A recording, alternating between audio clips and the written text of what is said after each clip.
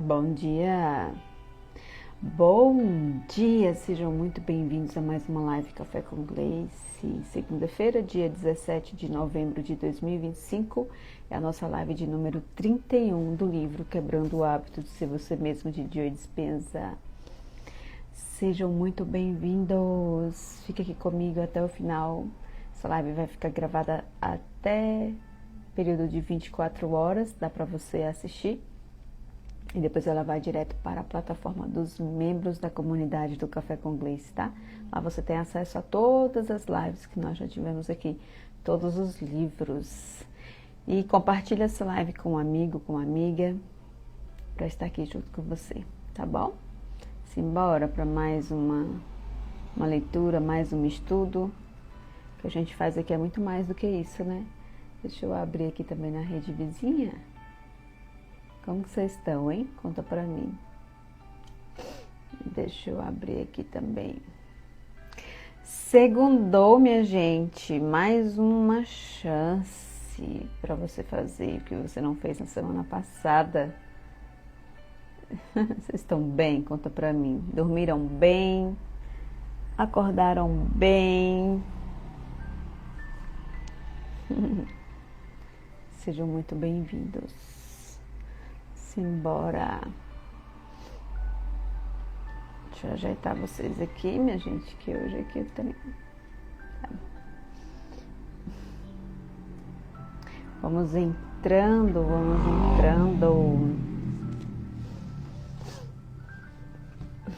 Segunda-feira é para os comprometidos. Simbora.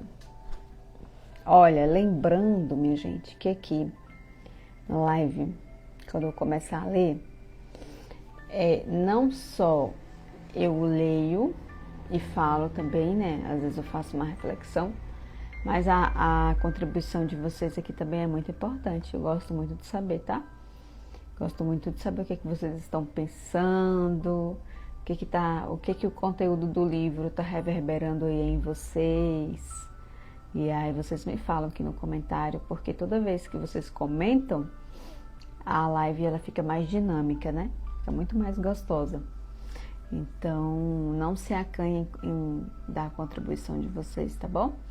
E quem quer que aqui entre sentirá a paz. Quem quer que aqui entre sairá muito melhor do que entrou. Bom dia, minha gente. Bom dia. 6h43 da manhã. Nós vamos dar aqui sequência à leitura desse livro Quebrando o Hábito de Ser Você Mesmo, de Joe Dispenza. Bom dia, Maria. Bom dia, Lília. Bom dia, Noel. Bom dia, João Luiz. Bom dia. Vamos entrando, minha gente. Fique à vontade. Vocês estão bem? Dormiram bem? Conta pra mim. Simbora. Olha, não esquece, compartilha essa live com um amigo, tá?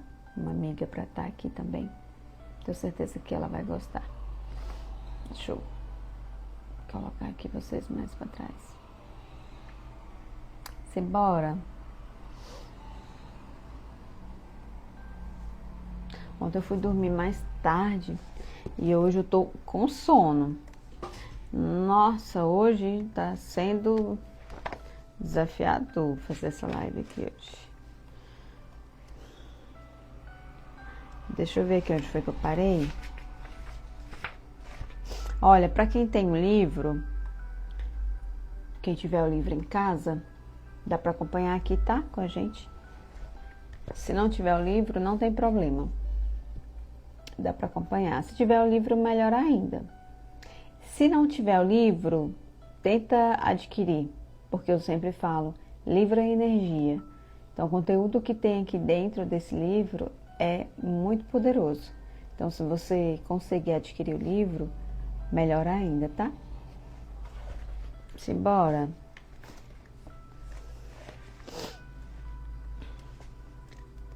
Deixa eu ver aqui onde foi que eu parei. Na sexta passada, nós paramos na página 152.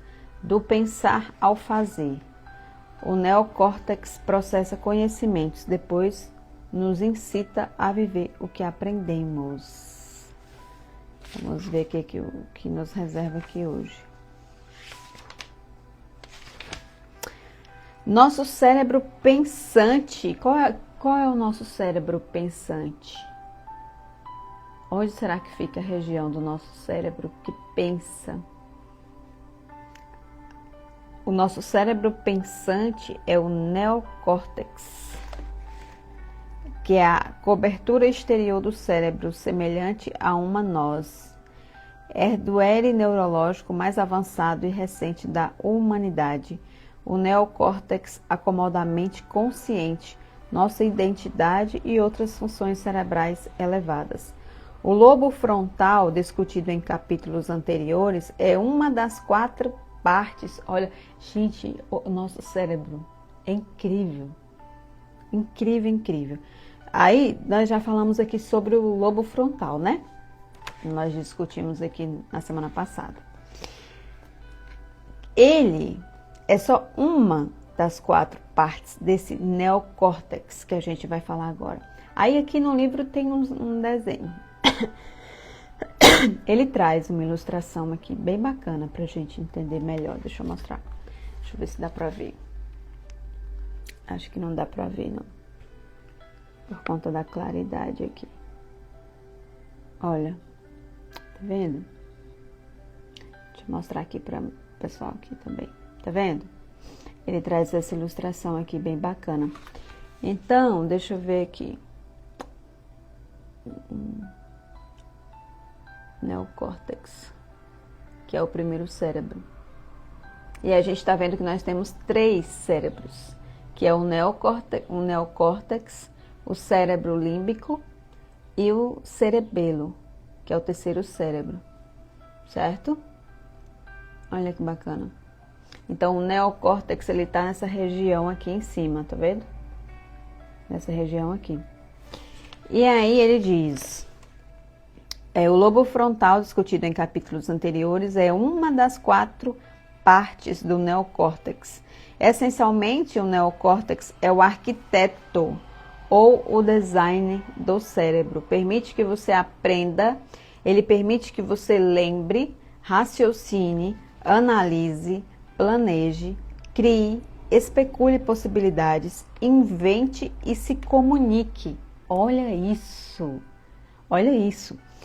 Como é a área onde se registram dados sensoriais, tais como o que se vê e ouve, o neocórtex conecta à realidade externa. No geral, o neocórtex processa conhecimento e experiências. Deixa eu marcar isso aqui. Deixa eu marcar aqui. O neocórtex processa conhecimento e experiências. Primeiro, você coleta conhecimento na forma de fatos ou informações semânticas, conceitos ou ideias filosóficas ou teóricas que você aprende intelectualmente, incitando o neocórtex a adicionar novas conexões e circuitos sinápticos.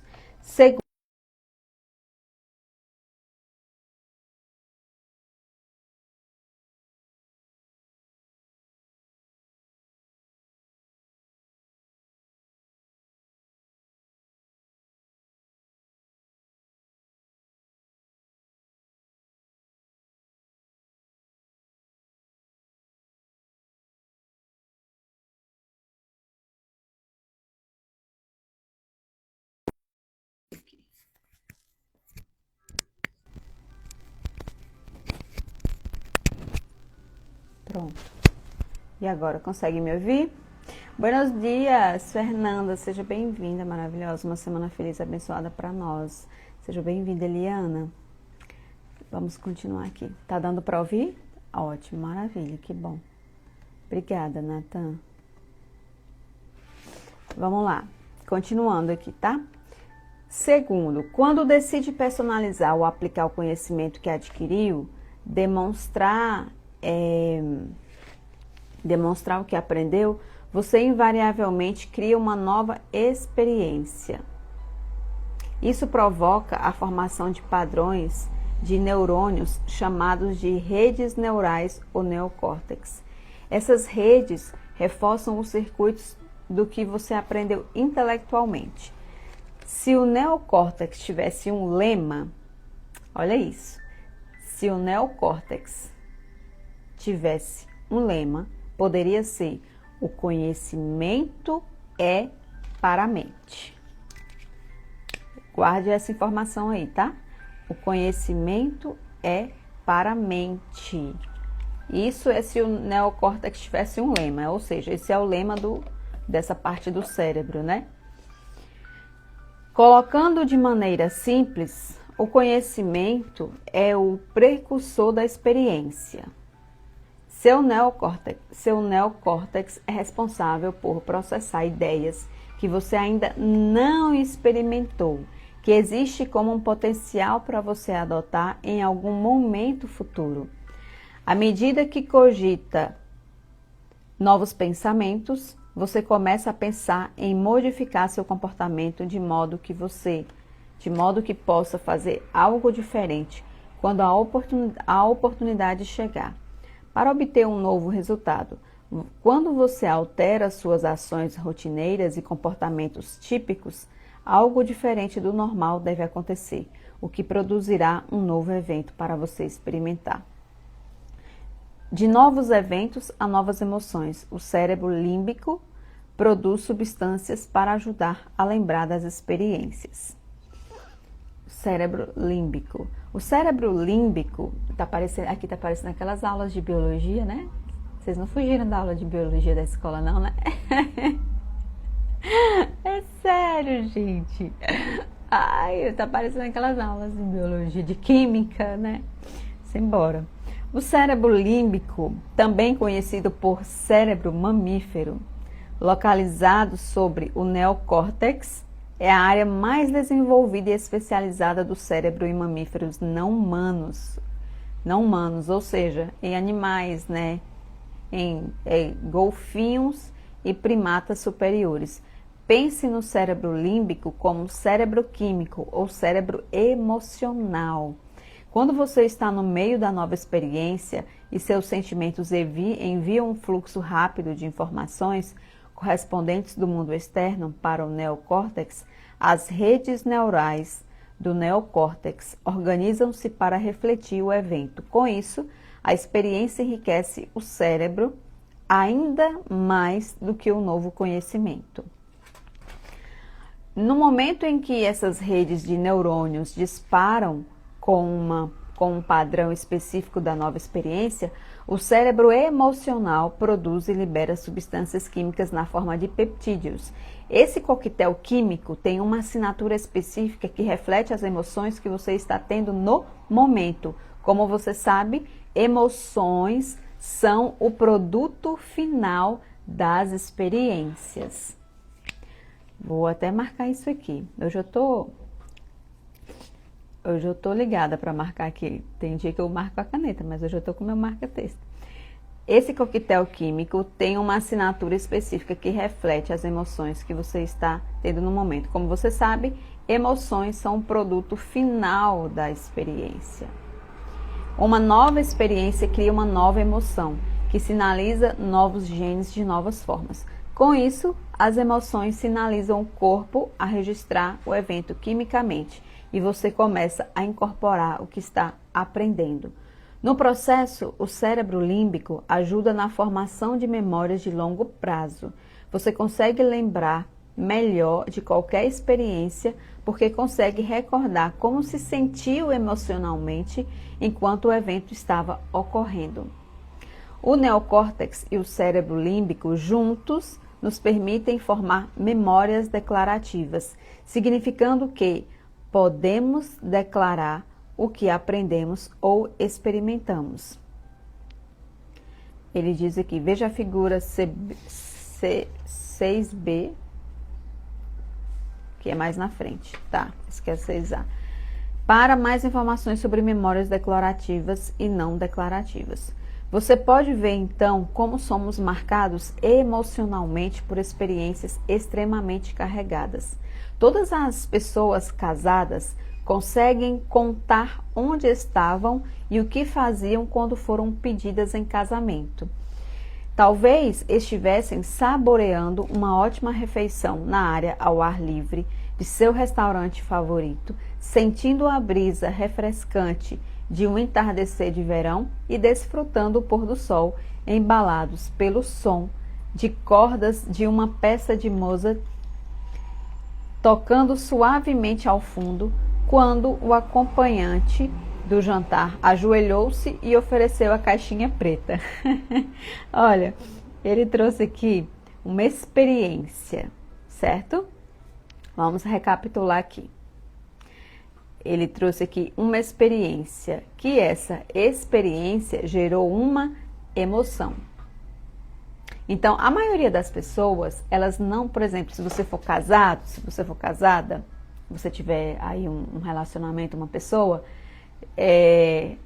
você não vai esquecer, fica registrado na sua memória, o dia que vocês se conheceram, ou o dia que essa pessoa te pediu em casamento, ficou registrado na sua memória. Por quê? Porque gerou uma emoção, entende? Então, assim, se gerou uma emoção, as emoções são o produto final das experiências. Então, ele trouxe essa experiência que marcou, né? Que marca normalmente, emocionalmente, as pessoas. Por quê? Porque são experiências extremamente carregadas. Então, todas as pessoas casadas conseguem contar onde estavam e o que faziam. Então, ele traz essa experiência desse momento. Mas a gente pode levar para outras experiências. Talvez você teve uma experiência marcante na sua vida e que você não se esquece disso. Não se esquece. Passou a sua vida todinha e você não se esqueceu dessa experiência. Por quê? Porque gerou uma emoção. E aí, onde que essa emoção, essa experiência, ela fica registrada?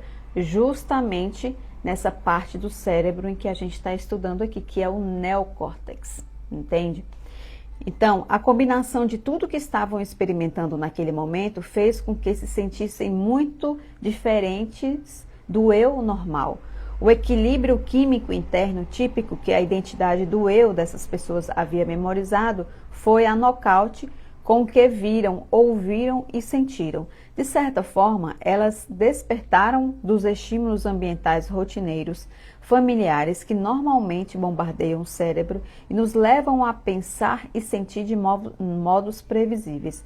Novos eventos nos surpreendem a ponto de ficarmos mais atentos ao momento presente. Se o cérebro límbico tivesse um lema, poderia ser: a experiência é para o corpo.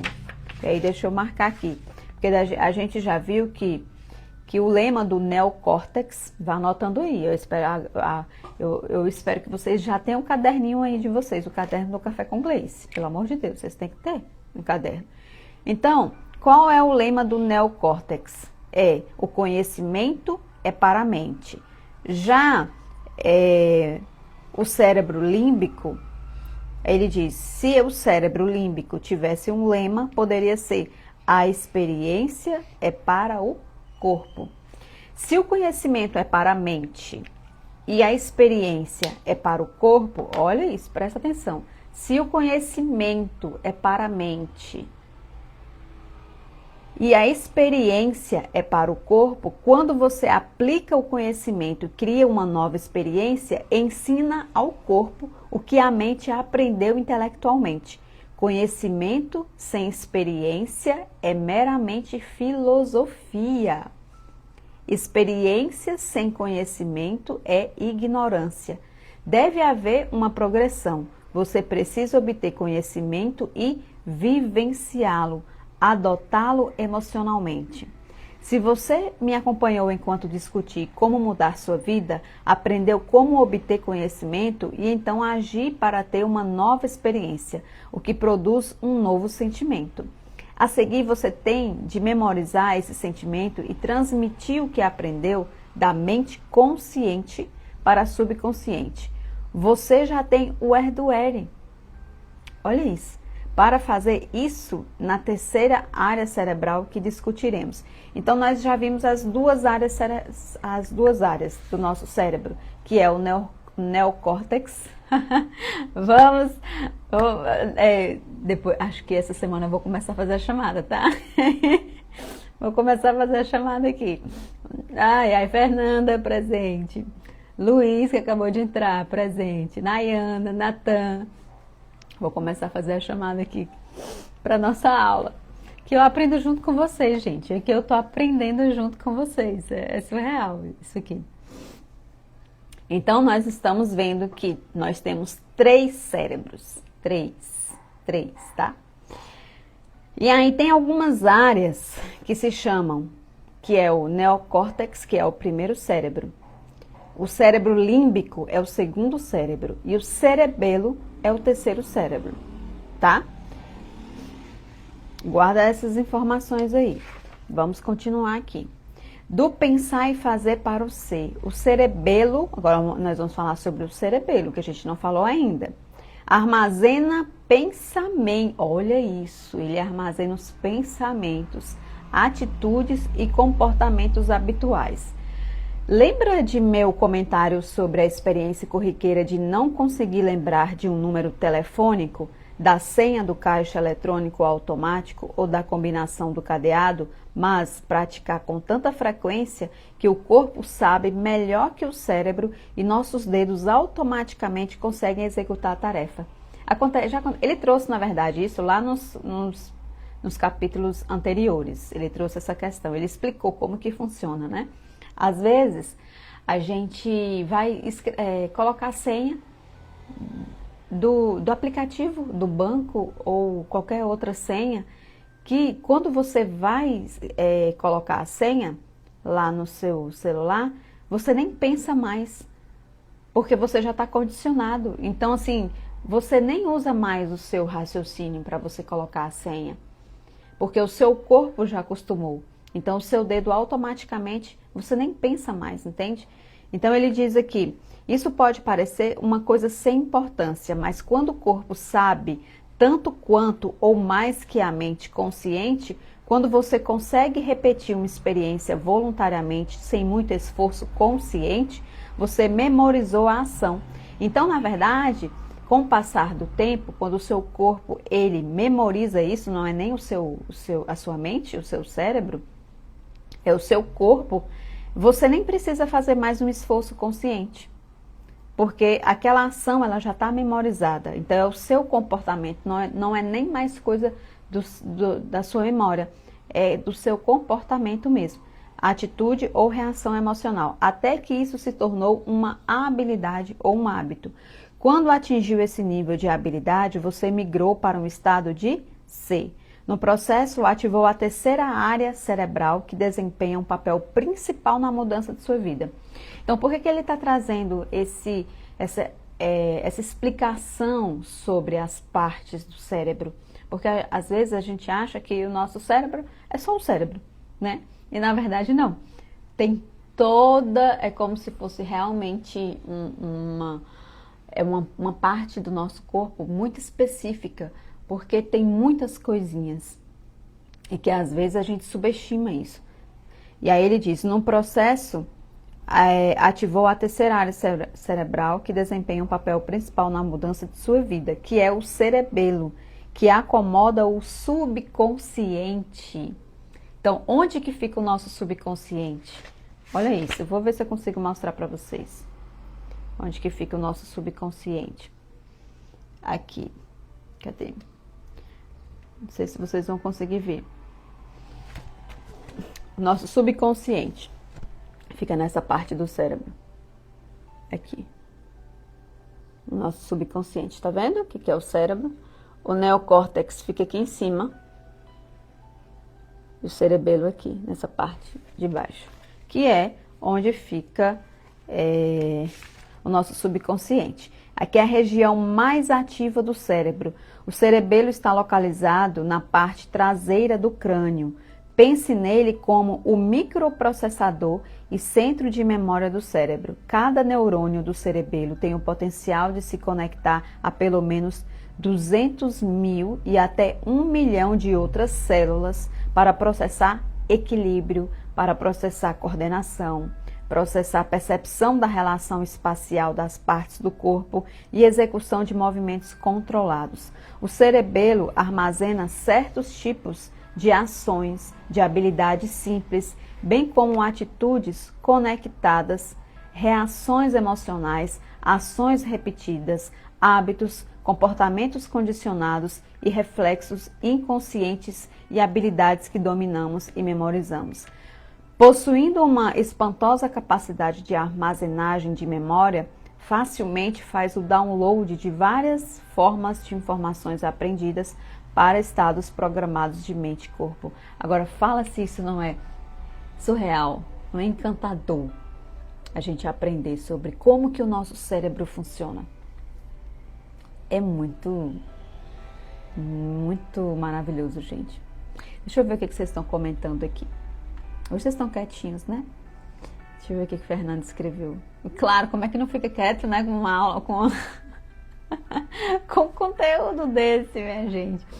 O único que era amizade no Instagram, no WhatsApp, eu fui embora. Foi relacionamento, já me manda. Ai, Fernanda, é assim mesmo, Fernanda. Felizmente, nossa memória guarda recordações boas e tristes. Deveria guardar só coisas boas. Pois é, né? Mas por isso que é bom a gente estudar, né? Sobre como funciona nosso cérebro. E ele traz aqui de uma forma muito clara aqui pra gente, né? Muito didática, na verdade. Quando você está em um estado de C, começa a memorizar um novo eu neuroquímico. Nesse momento, o cerebelo assume o controle, tornando o novo estado uma parte implícita de sua programação subconsciente. Estudos científicos da formação do hábito incluem uma parte adicional do cérebro chamada gânglios da base, que trabalha junto na programação. Para nossos propósitos, apenas faremos esse registro. O cerebelo é o local das memórias não declarativas, significando que você fez ou praticou algo tantas vezes que não precisa pensar a respeito. Tornou-se tão automático que é difícil declarar ou descrevê-lo como fazê-lo. Quando isso acontece, você chega a um ponto em que a felicidade, ou qualquer que seja a atitude, comportamento, habilidade ou traço que esteve enfocando e ensaiando mental e fisicamente, torna-se um programa inato e memorizado do novo eu. Ou seja, na verdade, é onde fica registrado a sua identidade, né? É onde fica registrada a sua identidade. As coisas que você aprendeu durante todos esses anos, as coisas que você faz todos os dias, repetidamente, e que você nem precisa mais pensar sobre isso. E nem precisa mais fazer um esforço, porque você já faz tão ali inconscientemente que já faz parte de você. Então, vamos utilizar um exemplo factível para examinar na prática como esses três cérebros nos conduzem do pensar para o fazer e para o ser. Primeiro, veremos como, por meio de ensaios mentais conscientes, o cérebro pensante... Qual é o cérebro pensante? Deixa eu ver se vocês estão afiados. O cérebro pensante é o neocórtex. Ele utiliza o conhecimento para ativar novos circuitos sobre novas formas para compor uma nova mente. Ou seja, então a parte do cérebro em que nós precisamos e que nós vamos neste momento ativar é o neocórtex, tá?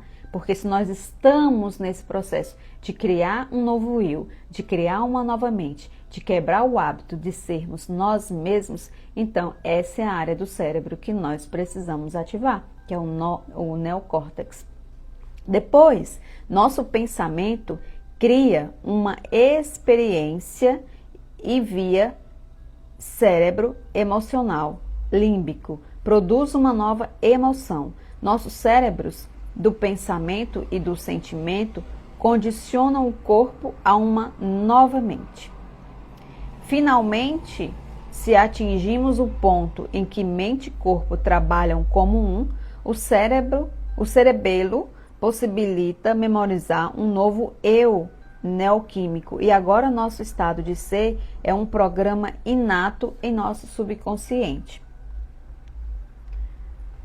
Um exemplo real dos 3 cérebros em ação. Como um exame prático dessas ideias, suponha que você recentemente leu alguns livros provocadores de reflexão sobre compaixão, incluindo um do Dalai Lama, uma biografia de Madre Teresa e um relato da obra de São Francisco de Assis.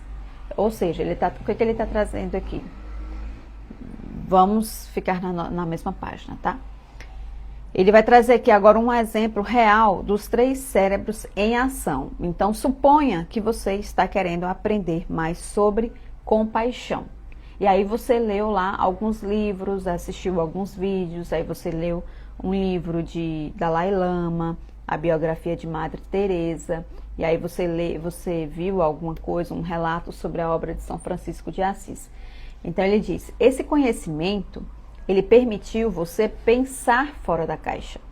Ler todo esse material forjou novas conexões sinápticas em seu cérebro pensante, que é o neocórtex. Essencialmente, você aprendeu sobre a filosofia da compaixão por meio das experiências de outras pessoas, não das suas experiências. Além disso, você sustentou essas conexões neurais revisando o que aprendeu no dia a dia. Você está tão entusiasmado que está resolvendo todos os problemas de seus amigos, oferecendo conselhos e sendo admirado. Você se tornou um grande filósofo. Intelectualmente, você entende do assunto.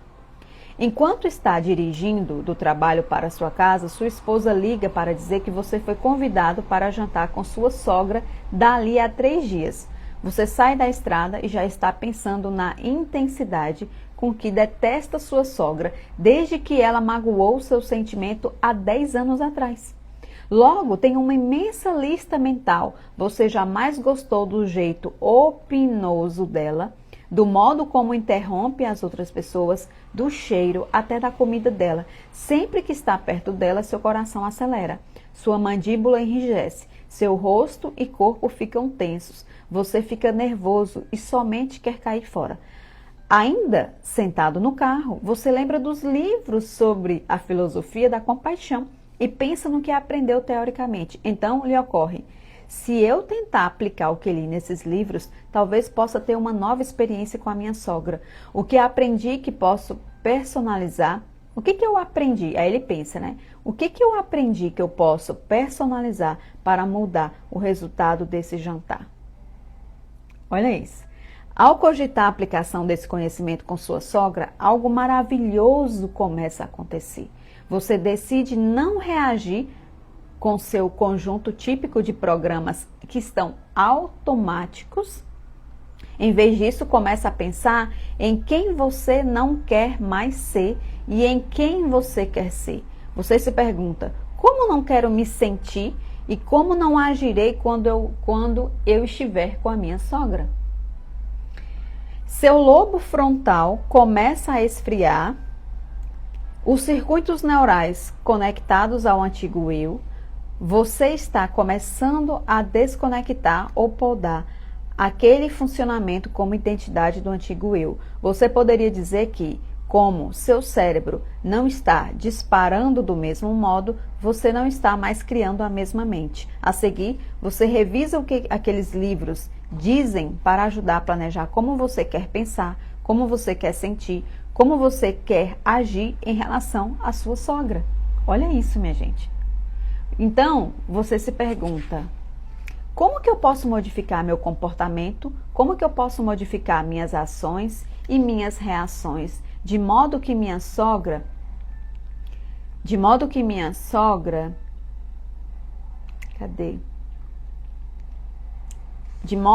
nova experiência, na verdade, conduza a um novo sentimento.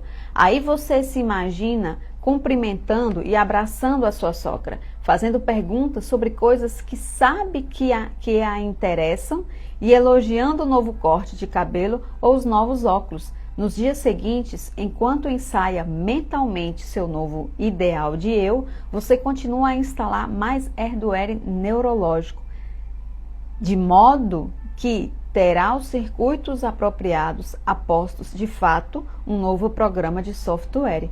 Quando efetivamente interagir com a sogra, para a maioria de nós, ir do pensar para o fazer é como inspirar caracóis a apertar o passo. Queremos permanecer no terreno filosófico e intelectual da nossa realidade.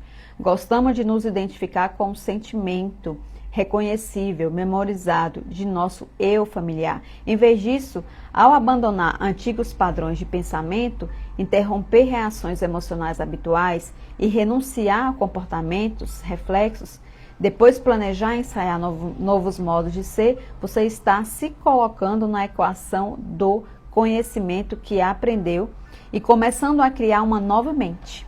Está lembrando a si mesmo quem você quer ser, mas há uma outra etapa que devemos abordar agora. O que aconteceu quando você começou a observar a sua antiga personalidade? Do seu, referente a pensamentos familiares, comportamentos habituais e emoções memorizadas que você havia conectado previamente à sua sogra. Então, o que ele trouxe aqui, minha gente? O que ele trouxe aqui, na verdade, é o que está acontecendo comigo hoje. E eu não sei se está acontecendo com vocês também. Então, ele, na verdade, ele queria aprender sobre compaixão. Ele queria se tornar uma pessoa, né? Assim, mais compassiva e tal. E, na verdade, é justamente isso que está acontecendo comigo lendo esse livro. Entende? Então, assim, aí o que acontece? Ele começou a ler sobre compaixão, né? Leu alguns livros, então ele já tem esse conhecimento intelectual e que ele começou a ajudar até os amigos dele, né? Então, assim, teve uma mudança ali no comportamento, no pensamento, teve uma mudança no pensamento dele, então ele começou a agir da forma como ele começou a aprender sobre compaixão. Só que a esposa dele liga e fala que daqui 3 semanas eles iriam almoçar na casa da sogra, só que ele não gosta da sogra. Ele não gosta da sogra. E aí veio à tona o antigo eu. Qual é o antigo eu? Que é começar a pensar, eu não gosto da comida dela, eu não gosto do cheiro dela, eu não gosto da forma como ela é evasiva comigo, né? Como ela entrona, vamos falar assim, né? Entrona na minha vida. Só que daí ele lembra, ele falou, pera, e se eu aplicasse os conhecimentos que eu adquiri sobre compaixão com a minha sogra? E aí foi o que ele fez, entende? E é exatamente o que eu estou fazendo aqui também.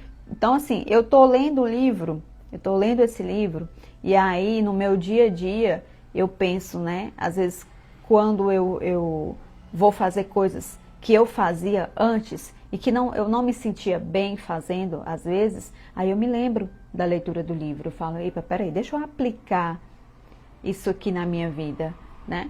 Então, é mais ou menos isso que está acontecendo comigo também, quando ele trouxe essa experiência aqui, esse relato. Então, quando você começou a se projetar psicologicamente em uma situação potencial à frente da efetiva experiência, que foi o jantar, começou a reconectar seus circuitos neurais para parecer que o evento, ou seja, ser compassivo com a sogra, já havia ocorrido. Quando as novas redes neurais começaram a disparar ou seja, de uma forma só, seu cérebro criou uma imagem, uma visão, um modelo, ou o que chamarei de holograma, ou seja, uma imagem multidimensional, representando o eu ideal que você estava focado em ser. No instante em que isso aconteceu, você tornou o que estava pensando mais real do que qualquer outra coisa. Seu cérebro, ele capturou o pensamento como experiência e atualizou sua massa cinzenta para parecer que a experiência já havia ocorrido. Então, basicamente, é isso que a gente precisa fazer na nossa vida. Entende? E aí ele diz, incorporando o conhecimento por meio da experiência, ensinando ao corpo o que a mente aprendeu. Porque não adianta nada a gente só aprender, ficar aqui no intelecto e a gente não ensinar o nosso corpo. A gente precisa ensinar o nosso corpo também. Então, se eu estudei tanto sobre compaixão, né? Se eu estudei tanto sobre isso, por que que eu vou me irritar com certas pessoas? Por que eu vou me irritar com certas pessoas? Entende? Então ele diz, logo chega a hora e você se vê sentado no jantar cara a cara com a sogra.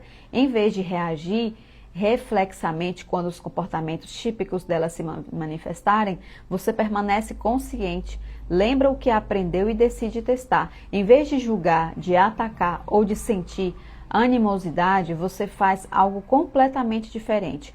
Como os livros encorajaram, você fica no momento presente, abre seu coração e realmente escuta o que ela está dizendo, você não a mantém mais no passado. Então, quem é a pessoa da sua vida que você não consegue nem chegar perto? Quem é aquela pessoa que quando você se aproxima dela, o seu coração já começa a palpitar, porque você não se sente bem próximo daquela pessoa? Isso porque você já está, já é um condicionamento seu. Você teve alguma coisa, alguma memória, teve alguma experiência na sua vida que registrou uma emoção. Essa emoção criou uma memória. E aí, por conta dessa memória, você não abre espaço para você ser uma nova pessoa próximo desta pessoa que você não gosta. Entende? Parece papo meio maluco assim. É um papo meio maluco, por isso que eu falo, esse livro não é para todo mundo, mas tudo bem. Eu vou parar aqui, e aí, porque já deu o nosso horário, já passou, na verdade, o nosso horário. Nossa, como a hora passou rápido hoje. Eu vou parar aqui, porque realmente é um conteúdo, não é um conteúdo muito tranquilo, é um conteúdo mais denso. Nós chegamos na parte do livro que tem um conteúdo bem denso. E para falar a verdade, eu leio aqui junto com vocês. Eu vou ver se eu consigo ler essa parte antes de ler aqui junto com vocês, para eu tentar trazer de uma forma mais clara. Porque eu estou aprendendo junto com vocês aqui, minha gente, entende? Vamos agora parar para cuidar da pessoa mais importante, para a gente começar a nossa semana bem. Na verdade, a gente já começou, né? Fazendo a leitura aqui do livro. Mas agora a gente vai cuidar aqui da nossa alma, com o chamado de Jesus. Hoje, dia 17 de novembro. Eu sei que você está me ouvindo e está fazendo milhões de coisas ao mesmo tempo, mas agora, se você puder parar um pouquinho, para você cuidar da sua energia, tá? Fazer uma respiração consciente. Então, para o que você está fazendo, feche seus olhos. Vamos liberar aí as tensões para a gente começar esse dia. Feche seus olhos, vamos fazer uma respiração consciente, que às vezes a gente esquece de fazer essa respiração. A gente fica o dia todo nessa correria, nesse automático, e esquece de fazer uma respiração. E essa respiração ela é muito importante porque ela vai liberar as tensões, certo? Então feche seus olhos, inspira profundamente, você vai puxar o ar com muita força pelo nariz. E solta. Sinta seus ombros, solta os ombros mais uma vez. Inspira profundamente, segura um pouquinho e solta. Mais uma vez. E solta. Não há condenação para aqueles que estão em mim. A lei do Espírito de vida o libertou da lei do pecado e da morte. São poucos os cristãos que sabem viver com essa liberdade, que é um direito de nascença. Eu morri para libertá-lo, então viva livremente em mim. Para caminhar pela estrada da liberdade, você deve manter sua mente atenta a mim. Muitas vozes querem lhe mostrar o caminho a seguir, mas somente a minha voz lhe indica a direção certa. Se optar pelas estradas mundanas, cheias de brilho e glamour, vai acabar caindo num abismo. As pessoas também podem levá-lo à ruína. Faça isso, faça aquilo, ore assim, não ore assim. Se você der ouvido a todas essas vozes, vai ficar cada vez mais confusa. Vai ficar cada vez mais confuso. E é mesmo. E é. O que o chamado de Jesus está dizendo pra gente? Quando a gente escuta, né? As pessoas, elas sempre vão falar a forma certa de você fazer as coisas. Faça isso. Ore dessa forma. A forma certa é essa. A forma de você orar é faça assim, não faça assim. Mas a forma correta vem do seu coração. É você, vem do seu coração a forma correta. Entende? Se você der ouvido a todas essas vozes, você vai ficar cada vez mais confuso. Contente-se em ser uma simples ovelha, ouvindo minha voz e me seguindo. Me seguindo. Eu o farei repousar em verdes postagens e o guiarei pelas veredas da justiça. Hoje o nosso dia será maravilhoso, nossa semana será incrível. Coloca uma intenção para o seu dia. Coloca uma intenção para o seu dia, vá para o seu dia e já com o pensamento de que hoje o seu dia será maravilhoso. Amanhã estarei aqui novamente, 6h40 da manhã. E o livro realmente nós chegamos numa parte que é um pouquinho desafiadora, mas vai dar certo, tá? Não esquece de separar um caderno aqui para o Café com Gleice, tá bom, minha gente? E amanhã eu vejo vocês. Um beijo, fiquem todos com Deus. Até amanhã. Tchau, tchau.